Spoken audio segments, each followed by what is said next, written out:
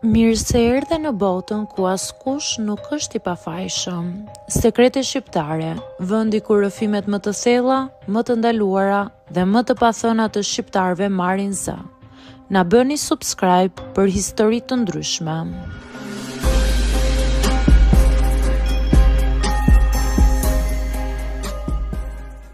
Punoj infermiere natën dhe ajo që shoh është krejt tjetër nga çfarë din njerëzit. Nata ka një mënyrë të çuditshme për të nxjerrë në pa gjërat që drita i fsheh. Unë quhem Linda, 32 vjeçe, infermiere prej 10 vitesh. Ditën spitali duket si një institucion i qetë, profesional, me rregulla dhe protokoll. Por natën gjithçka ndryshon. Është një botë tjetër, me kode të pashkruara, frikë të heshtur dhe realitete që askush nuk guxon t'i pranojë. Kur hyn në repart në orën 7 të darkës, spitali është në gjendje tjetër. Dritat fikur gjysëm, zhurma e hapave që u mbet në korridore, monitorët që piptin si pulset e fsheta të njerëzve që mezi mbajnë veten gjallë. Por pjesa më e çuditshme janë fytyrat e stafit. Ditën janë të qeshur, të rregullt, të disiplinuar. Natën kthehen e njerëz që vrapojnë, stresohen, humbin të ruan sepse janë vetëm 3 infermierë për një repart me 10 pacient. Kam parë kolegë që qajnë në tualet prej lodhjes. Kam parë mjek që flenë në dhoma bosh sepse janë bërë robër të turneve. Kam parë gabime që nuk i pranon askush publikisht, por që ne i rregullojmë në heshtje. Nata tregon gjithçka. Ditën vizitorët vinë, sjellin fruta, bëjnë zhurmë nëpër korridore, natën mbeten vetëm ata që kanë frikë të mbyllin syt. Një zotëri çdo natë më kërkon: "A je këtu? Më fol vetëm një herë të di që nuk jam vetëm." Dhe unë, edhe pse jam e raskapetur, i them: "Jam këtu, mos u shqetëso."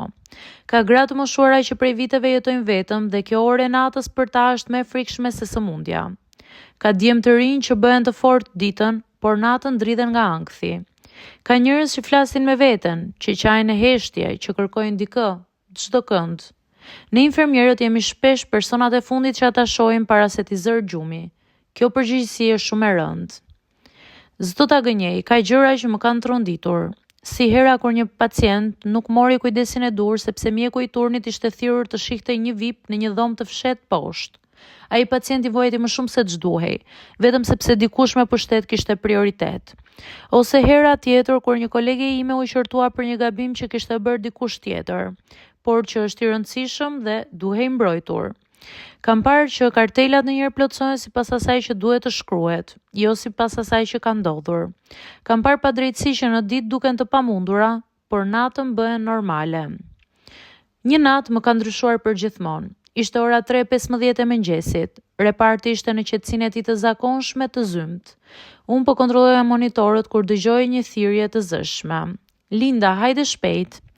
Vrapova, një pacient e re ishte shqetësuar dhe mjeku s'po vinte, pavarësisht se ne e kishim njoftuar 2 herë. Ai po flinte në zyrë. Po flinte, ishte i lodhur nga 2 turne resht.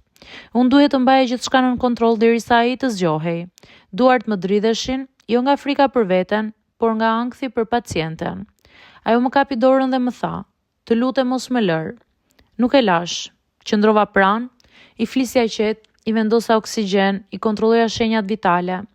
Në atë moment e kuptova se ndonjëherë një infermiere është mjek, psikolog, motër, nën, mbrojtëse dhe gjithçka në një trup të lodhur. Ajo u stabilizua, po kur mjeku erdhi tha: "Mirë është, shkruani raport të pastër." Më gëlltiti një ndjenjë e rëndë, sikur puna jonë e vështirë zhdukej në ajër sapo firmose një letër. Infermierët e natës jetojnë mes 2 botëve, asaj që ndodh realisht dhe asaj që shkruhet në raport.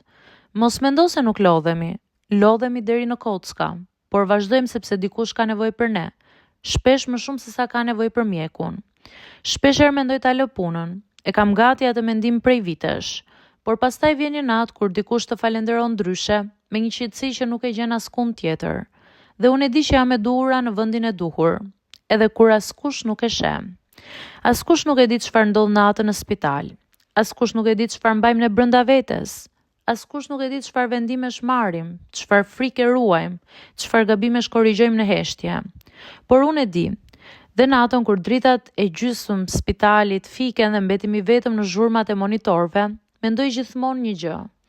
Njerëzit shohin spitalin, ne shohim shpirtin e tyre. dhe ai shpirt është shumë më i ndërlikuar se sa duket.